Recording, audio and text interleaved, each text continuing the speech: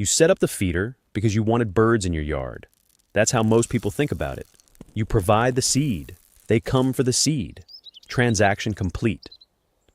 That's the story you told yourself the first time a cardinal landed on the perch and looked at you through the kitchen window. It was about the food. It wasn't. What you didn't know, what almost no one tells you when they hand you a bag of sunflower seed, is that somewhere in the last few weeks, a specific bird in your yard stopped coming for the seed. It started coming for you.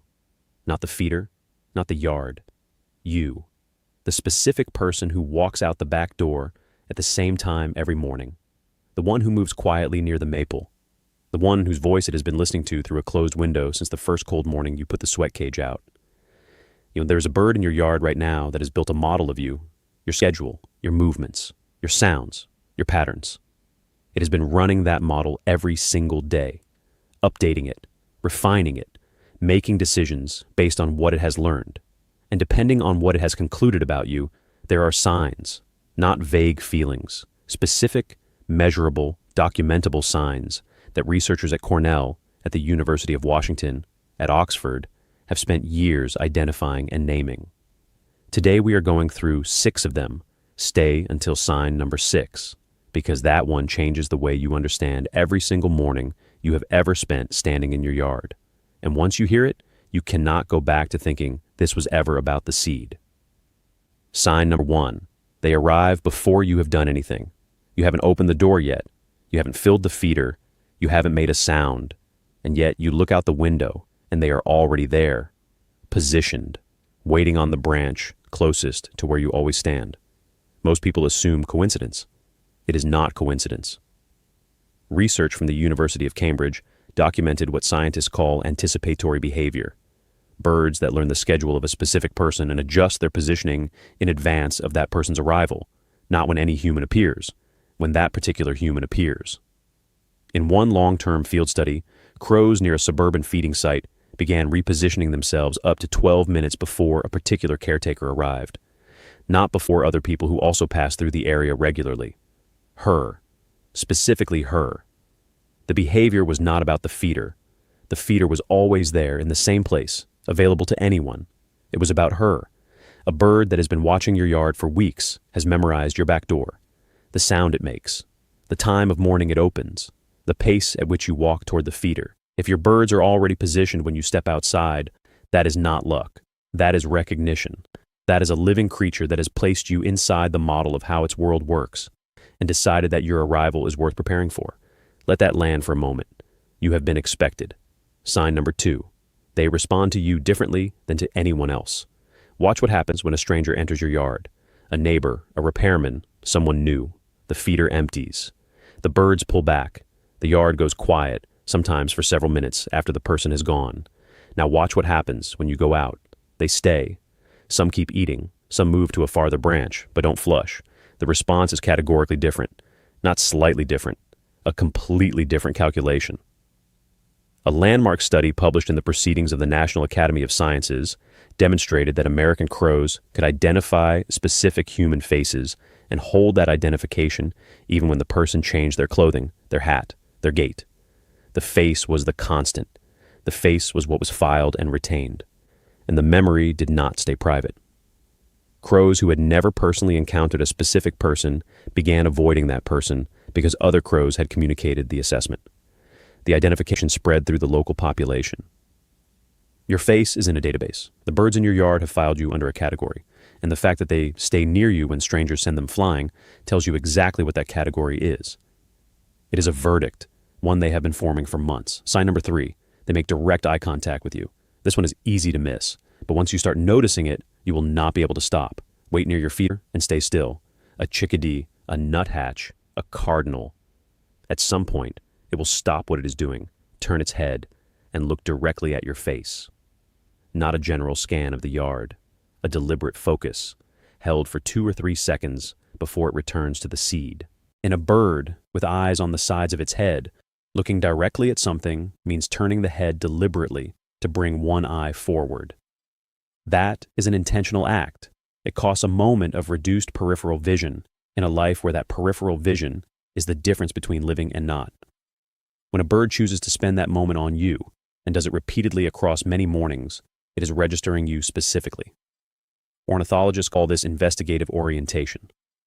Birds deeply familiar with a particular person will position themselves to get a clear, monocular view of that individual, especially when the person is doing something new or different. If you wore something unfamiliar this week and a bird paused to look at you longer than usual, that was not random. It was an update, a living creature noting a change in someone it has been tracking and adjusting its file accordingly. You are worth keeping track of. Sign number 4. They follow your movement through the yard. Go outside and just walk. Not toward the feeder. Simply move through your yard. From the back door to the garden bed, to the far corner. Back again. If the birds know you, they will reorient as you move. A cardinal facing east will turn to face you. A jay will shift its position on the branch to keep you in view without flying, not fleeing, watching. This is called subject tracking, and birds do it with individuals that matter to them. Predators are always tracked, but birds also track people they have classified as safe, because the behavior of a safe person is still information. If you suddenly start moving erratically, reaching toward the nest, doing something you have never done in the months they have known you, they want to know immediately. You are a known quantity in this bird's model of the world. That model updates every single time you appear. Sign number 5. They have told other birds about you. The birds in your yard do not keep their assessments private. Research on social learning in corvids showed that young crows who had never personally encountered a specific person began displaying avoidance behavior toward that person because they had watched the adults around them react. The identification was passed down, culturally transmitted. Small songbirds achieve something similar through their alarm call networks. A chickadee that sees you approach and does not call, or calls in a way that signals calm, broadcasts that calm to every bird within earshot. Nuthatches, titmice, finches, downy woodpeckers, all of them receive the signal instantly and adjust accordingly. Your reputation in your yard is not held by one bird. It is distributed across an entire community of animals that communicate with each other all day, every day, in ways you are only beginning to understand. The quiet that settles when you walk outside, the feeders continuing to move, the absence of alarm, that is not one bird's comfort. It is a collective endorsement. They have vouched for you to each other. Sign number 6. They came to you in a moment when you needed them. I saved this one for last, because it belongs last. You know what I am about to describe, not because you read about it somewhere, because it happened to you. You were having a hard day, or a hard month. Maybe it was the first quiet morning after something in your life had shifted in a way you were not ready for. And a bird came. It did not rush in and leave. It stayed. It looked at you directly, and something in you went still in a way that had nothing to do with bird watching. The science tells us that birds familiar with a specific person notice when that person's routine changes.